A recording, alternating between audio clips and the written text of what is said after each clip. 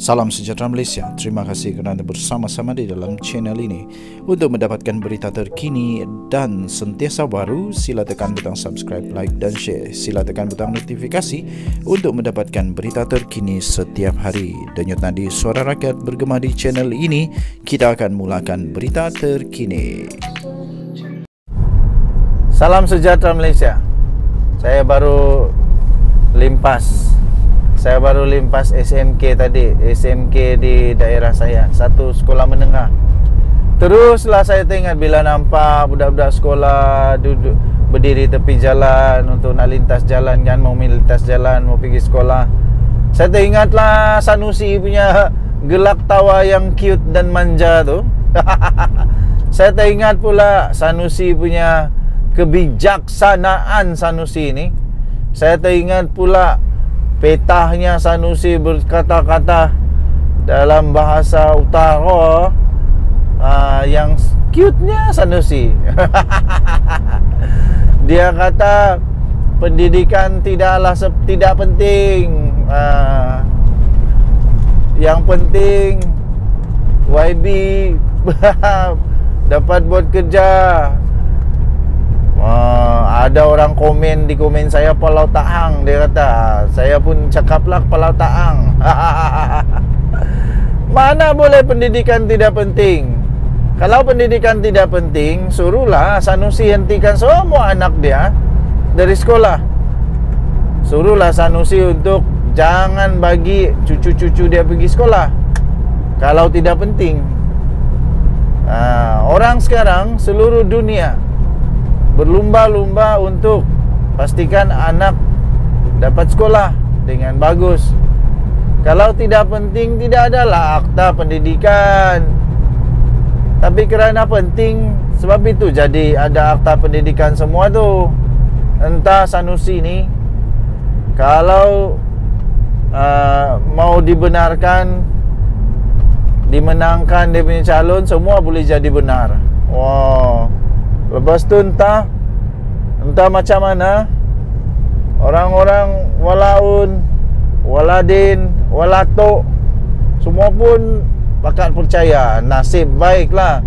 Nasib baik Atuk Mahathir belum bersuara lagi. Kalau Atuk Mahathir tiba-tiba bersuara pula, lagilah lucu. Muhyiddin lagi bersuara, lagi lucu. Macam mana tidak lucunya? Apa yang tidak lucu, dia cuba untuk mengajar orang, dia sendiri tidak pandai ajar. Dia sendiri tidak terajar. Dia sendiri tidak dapat pun bawa dia punya menantu balik. Jadi itulah pelik ni Muhyiddin. Jadi pada pendapat anda, penting atau tidak pendidikan itu? Pada pendapat saya, sangat-sangat penting.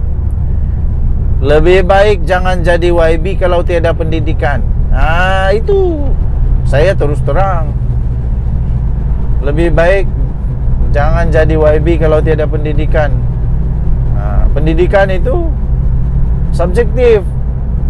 Bukannya orang mesti ada ijazah, orang mesti ada doktor itu berpendidikan. Tidak. Maksud saya berpendidikan ini adalah orang yang pandai, bijak pandai.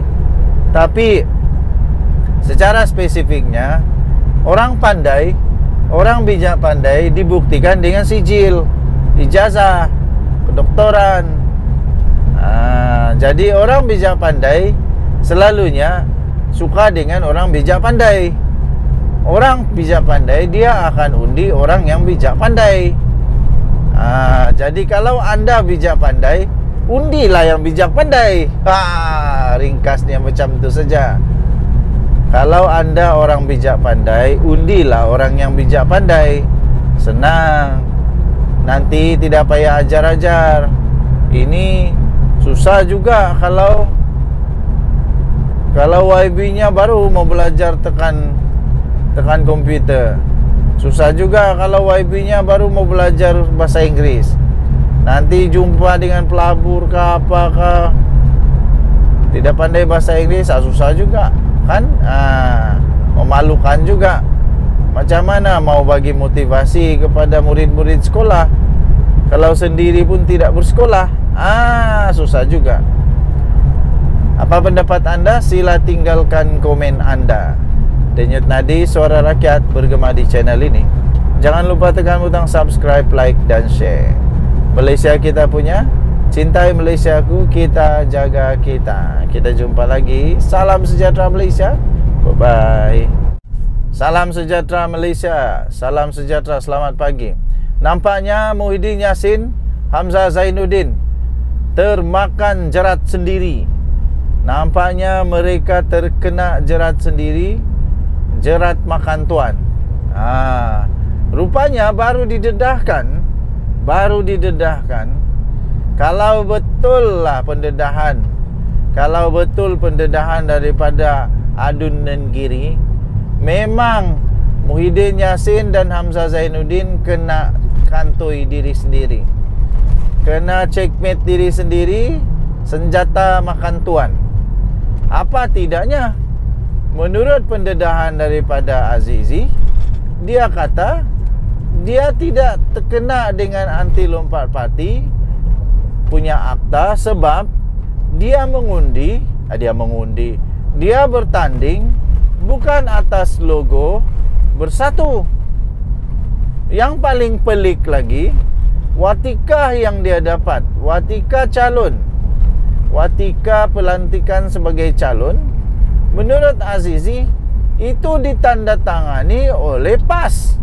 Wah, ini ketara sangat ini.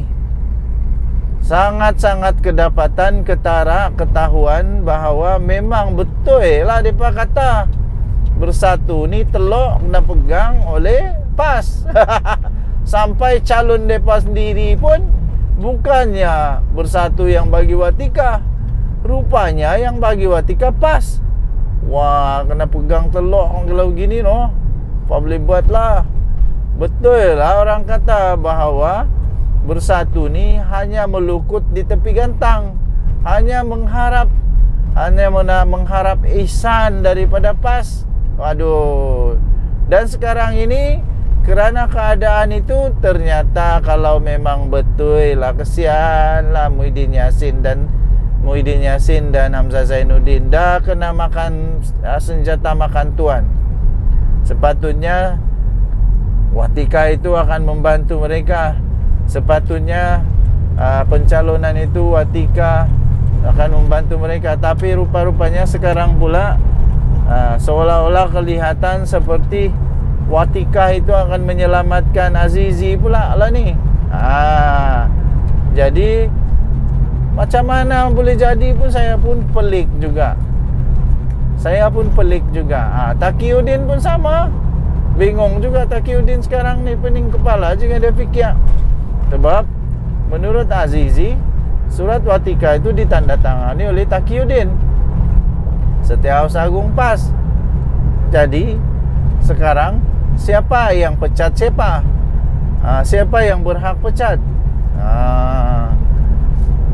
Sebab betul juga, kalau Azizi bertanding atas watika PAS, dia bertanding secara undang-undang, legal dia, secara legal dia bertanding atas apa, parti apa? Sebab watika itu dari PAS. Jadi dia bertanding legally, secara legal. Dia bertanding atas Bersatu atau atas PAS. Bingung juga aku memikirkannya. Tuan-tuan dan puan-puan, tidak perlulah fikir banyak-banyak. Yang penting waktu pilihan raya PRK Sungai Bakap, undilah calon yang betul lah, calon yang betul. Calon yang tiada masalah, calon yang tiada ISO. Bikin apa undi calon yang ada ISO? Manusia ni manusia, bukannya kilang. Perlu ada ISO. Aduh. Undilah calon yang berpendidikan. Itulah, bagi saya itu penting. Walaupun Sanusi kata tak penting, pada saya itu penting. Kalau tidak penting, nanti semua rakyat Malaysia tidak perlu pergi sekolah. Itu susah macam begitu. Denyut Nadi Suara Rakyat, bergema di channel ini. Jangan lupa tekan butang subscribe, like dan share. Malaysia kita punya, cintai Malaysia aku, kita jaga kita. Bye bye.